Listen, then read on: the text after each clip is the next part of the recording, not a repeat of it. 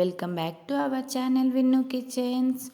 ఈరోజు విన్ను కిచెన్స్లో homemade Vicks vapour ఎలా రెడీ చేసుకోవాలో చూసేద్దాం.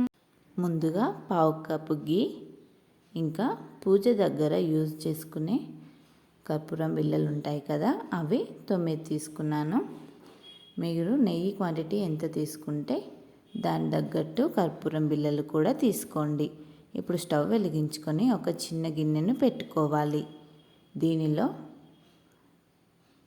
పావు కప్పు గీ వేసుకొని మెల్ట్ అవ్వనివ్వాలి.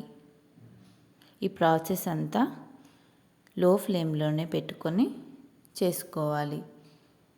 గీ మొత్తం మెల్ట్ అయ్యి హీట్ అయ్యాక ముందుగా తీసుకున్న కర్పూరం బిళ్ళల్ని ఒక్కొక్కటి నెమ్మదిగా వేసుకుంటూ ఒక స్పూన్తో మిక్స్ చేసుకోవాలి.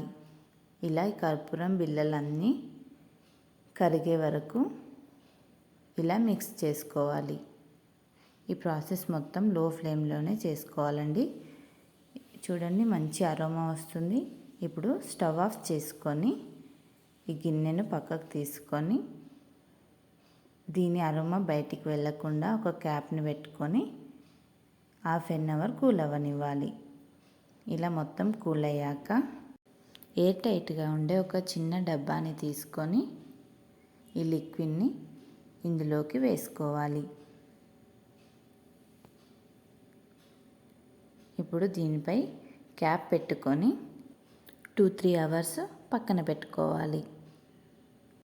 2-3 అవర్స్ తర్వాత చూడండి, ఇది విక్స్ కన్సిస్టెన్సీలోకి వస్తుంది.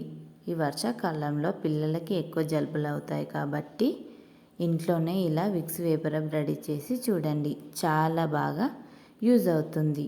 మీకు ఈ వీడియో నచ్చినట్లయితే please like, share, comment and subscribe to our channel Vinnu kitchens.